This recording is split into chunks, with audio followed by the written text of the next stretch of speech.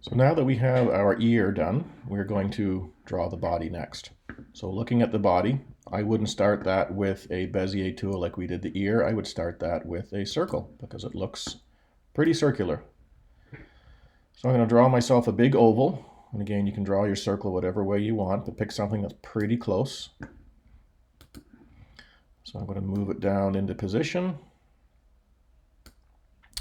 And I'm going to take advantage of the rotation tool and move it down here. And then rotate around.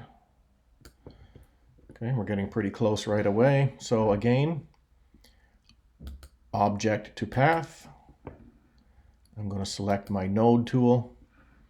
And I'm going to start to move my nodes into where I think they need to be. So there we are right there. And again, I can just now pull the handle to make the body start to fit. I'll do the same up here. Pull this handle a little bit, pull this handle a little bit, and stretch this one a little bit up here. Okay, so right away, it looks like we've got ourselves a pretty good body. I'm going to stretch that one up just a little bit there. Now, when I draw the head, I can place the head on top of the body, so I'm not worried about this going into the head. So now that I have that part there, I'm going to move it over.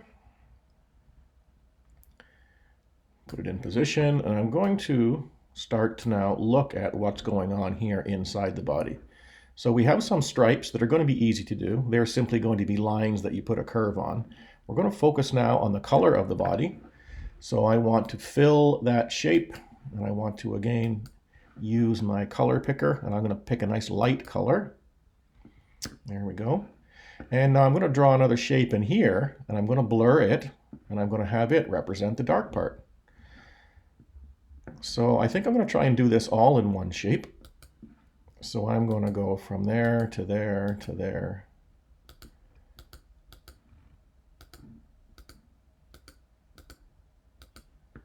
Okay, so there's the shape of my shadow. So I'm going to take that shape now and I want to fill it in. So my stroke fill, again, going to use the color picker. And I'm going to select the dark shadow shape, which is kind of right about there. So there's my dark shadow. I want to turn my outline totally off so I don't have the black line. And I'm going to do another little trick on this before I blur it. So I could blur it, but it's going to be the same darkness all the way through there. And if you notice, it looks a little bit lighter in the middle here, I think. So what I'm going to do is put a gradient onto this. So I select my gradient tool, and I'm going to click here because I want this to be dark. And I'm going to drag in this direction because I want this to be light. So what you see there now is my shape. And it's a little bit lighter on one side than the other side, and that's what the gradient does. Now I'm going to go back in here quickly to my node tool, and I'm going to round all of these nodes. I don't want those being pointy.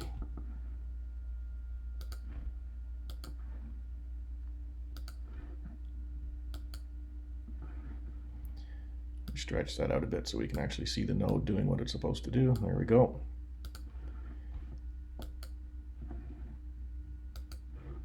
And by doing this, I'm going to be able to make that shadow look like it matches the body rather than being all pointy and square.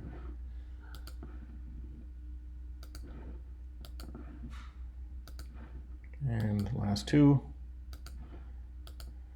There we go. Okay, so now there's still one more little trick to this shape. I'm going to blur it again like we did before. So if I click on that, now I'm going to move it over on here.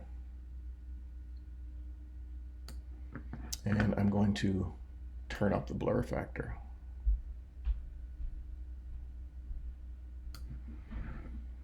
Okay, so I see a little bit of darkness up here still. Mine gets lighter, so I'm just going to take this last node here and stretch it out. I should be able to bring it right up in there and make it dark. Maybe I'll twist this one around a little bit too. Okay, so there I have the first part of my body that I really quite like. So I'm going to, just before I add any lines, I'm going to select both of those pieces. So you can select multiple things by dragging right around them.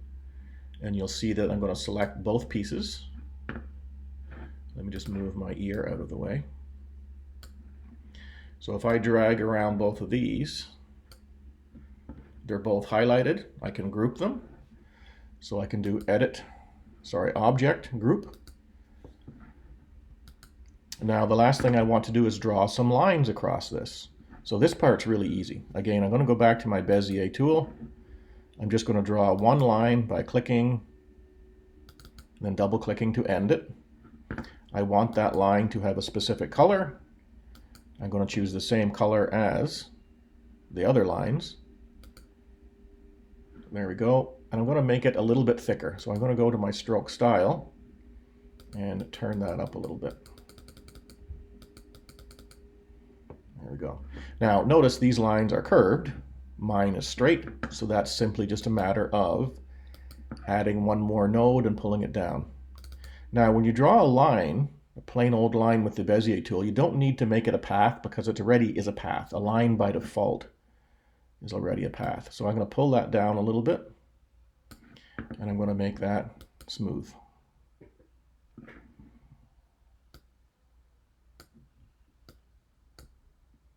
Now I'm not really happy with the color of that line, so I'm going to go back into my stroke paint, choose my dropper, and I'm going to pick a nice dark.